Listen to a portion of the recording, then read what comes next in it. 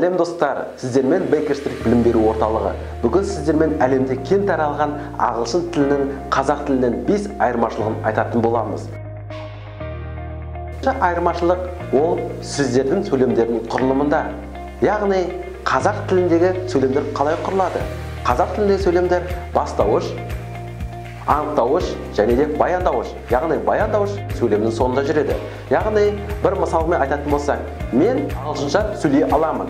Мен бастауыш, ағылшынша анықтауыш, сөйлей аламын, баяндауыш.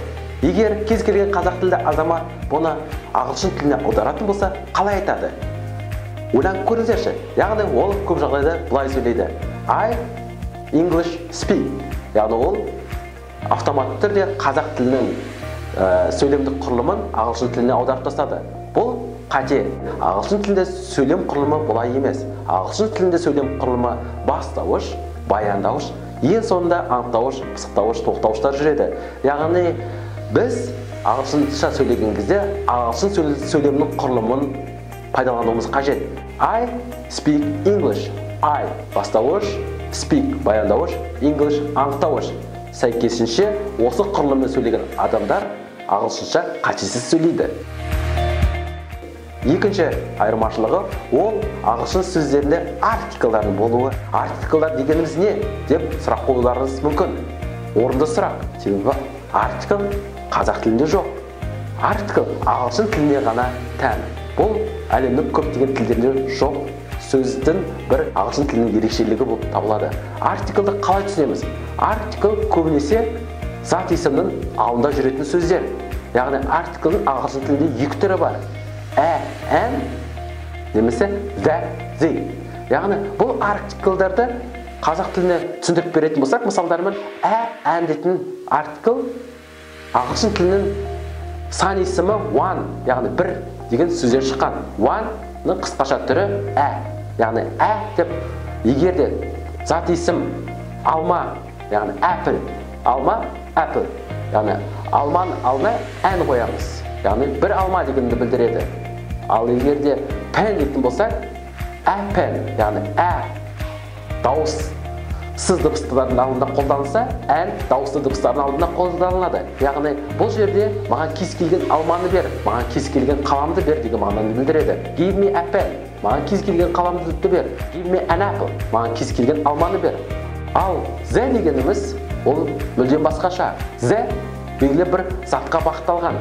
Егер де give me the pen деп айтатын болсаңыз, сіз маған сол бір қаламды бер, сол бір дәптерді бер деген мағынаны білдіреді. Яғни the бір анықталған зат есімге қолданылады. Ағылшын тілінің үшінші ерекшелігіне келетін болсақ, ол сөздердің оқылуы. Яғни қазақ тілінде қалай жазылады, солай оқи береміз. Яғни кітап, дәптер, қалам. Ал ағылшынша мүлдем бөлек.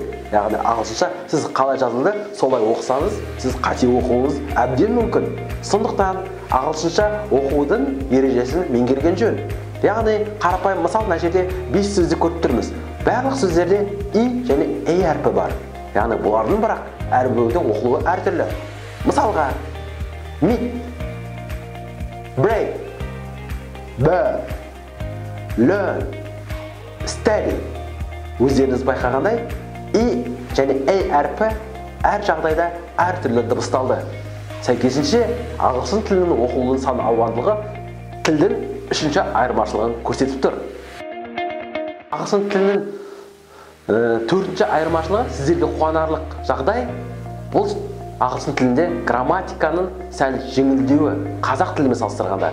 Сіздер қазақ тілінде күнде септік жалғауын, тәуелділік жалғауын қолданыңыздар, шатасыздар, бірақ та ағылшын тілінде сіздерге бұған бас қатырудың қажеті жоқ. Себебі ағылшын тілінде тәуелділік жалғау мүлдем жоқ десе де болады.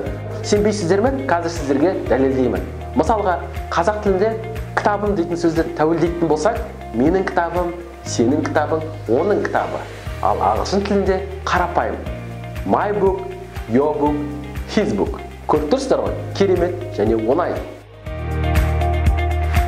Ағылшын тілінің 5-ші ерекшелігі оның сөздерінің көп мағыналы болуында. Яғни қалай дейсіздер ғой? Қарапайым, бәріңіз білетін ран сөзін алатын болсақ, ран сөзі жүгіру деген мағынаны білдіреді. Ал егерде run business деп айтатыныңыз болсаңыз, run бизнесті бастау деген мағынаны білдіреді. Көріп тұрғаныңыздай сөздің мағынасы өзгеріп жатыр. Ағылшынның set дейтін сөзі әлемдегі ең көп мағыналы сөздердің бірі болып есептеледі. Сіз білесіз бе, set дейтін сөздің 464 мағынасы бар екен. Осы біз айырмашылықты сіздер түсінді деп сенемін. Алдағы уақытта пікірлеріңіз бен сұрақтарыңыз болса, комментарияға жазыңыздар, каналымызға тіркеліңіздер.